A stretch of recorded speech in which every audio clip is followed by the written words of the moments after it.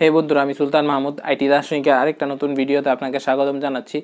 তো আজকের ভিডিওতে যেই বিষয়টা নিয়ে কথা বলবো সেটা হচ্ছে ক্লাউড কম্পিউটিং। তো ক্লাউড কম্পিউটিং কী এবং ক্লাউড কম্পিউটিং কিসের জন্য ব্যবহার হয়ে থাকে এবং ক্লাউড কম্পিউটিং সম্পর্কে যে মিসকনসেপশনটা আছে সেটা ক্লিয়ার করব। তো দেরি না করে শুরু করছি, আশা করি ভিডিও শেষ পর্যন্ত সাথেই থাকবেন। তো বন্ধুরা, প্রথমে কথা বলছি যে ক্লাউড কম্পিউটিং সম্পর্কে যে মিসকনসেপশন সেটার কথা বলছি। যে অনেকের ধারণা থাকে যে ক্লাউড কম্পিউটিং মানে হচ্ছে যে ক্লাউডে ডেটা স্টোর থাকে, তো সেই ডেটা মানুষ ব্যবহার করে ক্লাউড থেকে নিয়ে। তো এমন কোনো বিষয় নাই যে, অর্থাৎ আপনি ক্লাউড বা মানে মেঘ, এখানে আমি মেঘ বলতে ক্লাউড বলতে মেঘ বুঝাচ্ছি। তো এই মেঘের মধ্যে ডেটা স্টোর করার আসলে কোনো রাস্তা নাই। যদি সামনে এসে পরে বলা যায় না, আসতেও পারে, বা আপাতত নাই আর কি, সেটার কথা আমি বলছি। তো তারপরে আসি যে ক্লাউড কম্পিউটিং মানে কি। তো ক্লাউড কম্পিউটিং মানে হচ্ছে যে ইন্টারনেটের মাধ্যমে বিভিন্ন ধরনের সার্ভিস প্রোভাইড করা।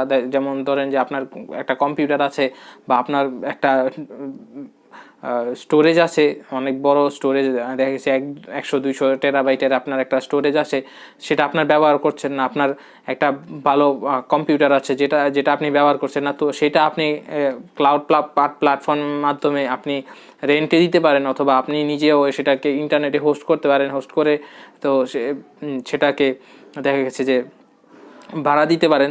তো সেটাই হচ্ছে আসলে ক্লাউড কম্পিউটিং। তো ক্লাউড কম্পিউটিংয়ের মাধ্যমে আপনারও যদি কোনো সময় কোনো ডেটার প্রয়োজন পড়ে, যে দেখা গেছে আপনার ডেটা রাখার জন্য আপনি স্টোরেজ দরকার, তো তখন সেখানে আপনি ইন্টারনেটে অনেক ক্লাউড প্ল্যাটফর্ম আছে, সেখানে আপনি দেখা গেছে যে প্রতি মাসে রেন্ট নিয়ে আপনি সেখানে আপনার ডেটা স্টোর করতে পারেন।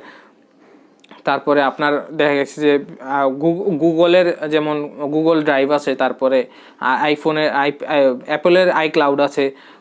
তো এগুলো হচ্ছে জনপ্রিয় ক্লাউড স্টোরেজ প্ল্যাটফর্ম। তো আবার দেখা গেছে যে আপনার ফোনে যদি কোনো কিছু আপনার যে ফোনের যে ডেটাগুলো থাকে, আপনার ফোনের যেমন ছবি, আমরা অনেক ফোনে ছবি ক্লিক করে থাকি, তারপরে ভিডিও থাকে, আবার অনেক ধরনের ডেটা থাকে।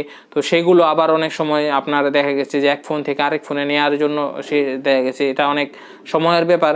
তো সেক্ষেত্রে আমরা বিভিন্ন ডেটা ক্লাউডে স্টোর করে রাখি। যেমন আমরা গুগল ফটোজ একটা অ্যাপ, অ্যান্ড্রয়েডের ক্ষেত্রে আমরা গুগল ফটোজে দেখা গেছে যে আমাদের যে ছবিগুলো আছে, ছবি ভিডিও, এগুলো আমরা স্টোর করে থাকি। তারপর গুগল ড্রাইভে বিভিন্ন যাবতীয় ফাইল স্টোর করি। তারপরে যারা আইফোন ব্যবহার করে থাকে বা তারা এই আইক্লাউডের সার্ভিসটা ব্যবহার করে থাকে। তো এছাড়াও আরও অনেক ধরনের সার্ভিস আছে ক্লাউডের। তো এইটাই হচ্ছে আসলে ক্লাউড কম্পিউটিং। তো বন্ধুরা, এই ছিল ক্লাউড কম্পিউটিং। আমি আশা করি যে আপনারা বুঝতে পেরেছেন যে আসলে ক্লাউড কম্পিউটিং কী, এবং ক্লাউড কম্পিউটিং সম্পর্কে যদি কোনো মিসকনসেপশন আপনার থেকে থাকে তাহলে আপনার সেটা ক্লিয়ার হয়ে গেছে। আশা করি যে আপনার ভিডিওটি ভালো লেগেছে।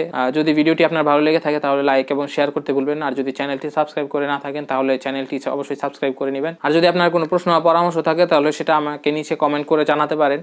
আজ এ পর্যন্তই, দেখা হবে পরবর্তী ভিডিওতে। আল্লাহ হাফেজ।